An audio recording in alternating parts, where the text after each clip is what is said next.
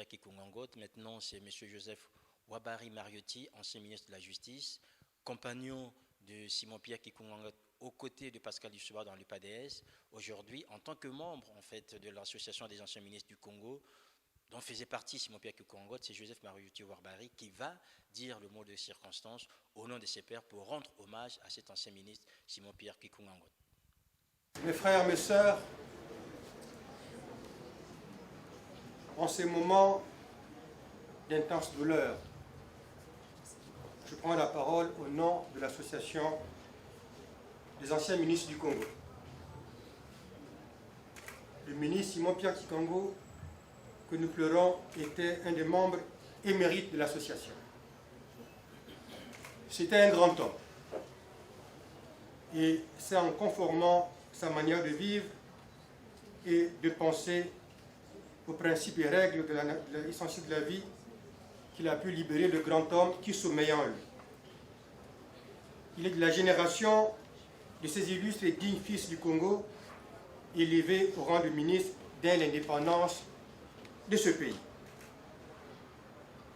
Comme ses collègues ministres de l'époque, Simon-Pierre Kikungangot avait très tôt réalisé combien il était fort utile de s'auto-construire vrai serviteur de la République pour mieux servir son pays.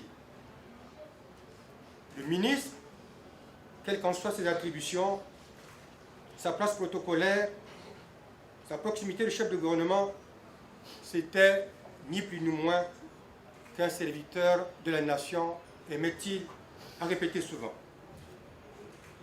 Avec dévouement, maîtrise et abnégation, il a assumé au fil des années des fonctions du ministre des Affaires économiques et des Eaux et Forêts en 1960, du ministre du Travail en 1963, du ministre de l'Économie et du Plan en 1968.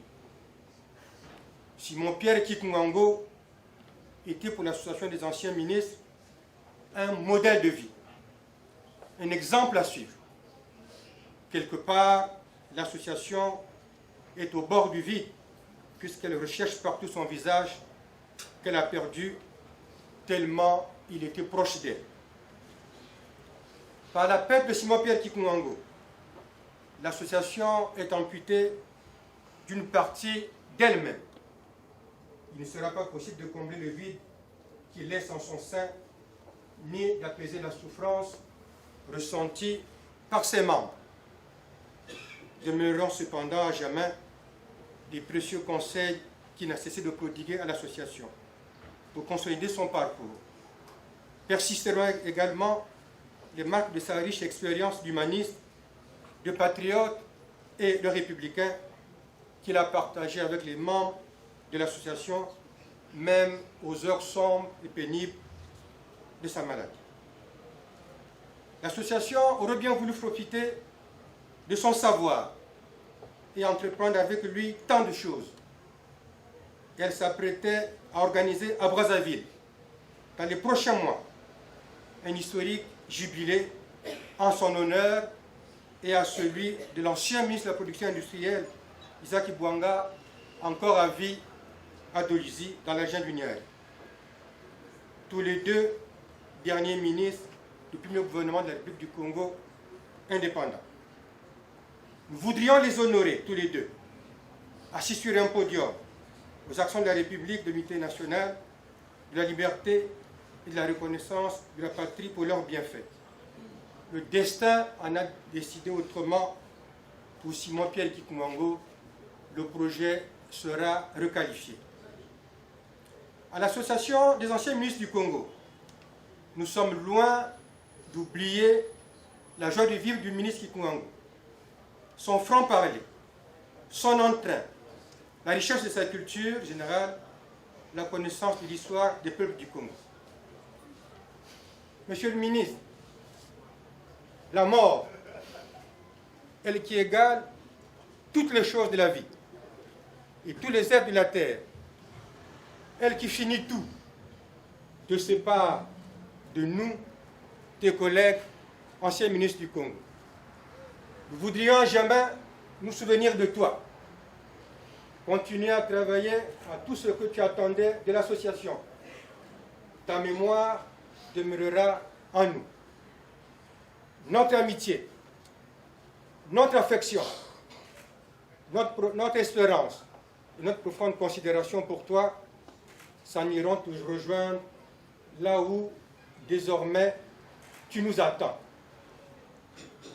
La couronne de fleurs que je vais déposer près de ta dépouille est le symbole de cela. Nous saisissons l'occasion pour adresser nos sincères condoléances à tes enfants, aux autres membres de la famille, à tes amis, à l'ensemble de tes camarades de lutte politique et syndicale. Comme l'a soutenu le poète Euripide au 5e siècle avant Jésus-Christ, le temps où la mort n'efface pas la trace des grands hommes. Et la vertu brille même. Grand homme, monsieur le ministre, tu l'as été, tu le demeureras. La vertu, tu l'as portée toute ta vie. Hors du champ de notre vie, tu brilleras toujours. Repose en paix, monsieur le ministre.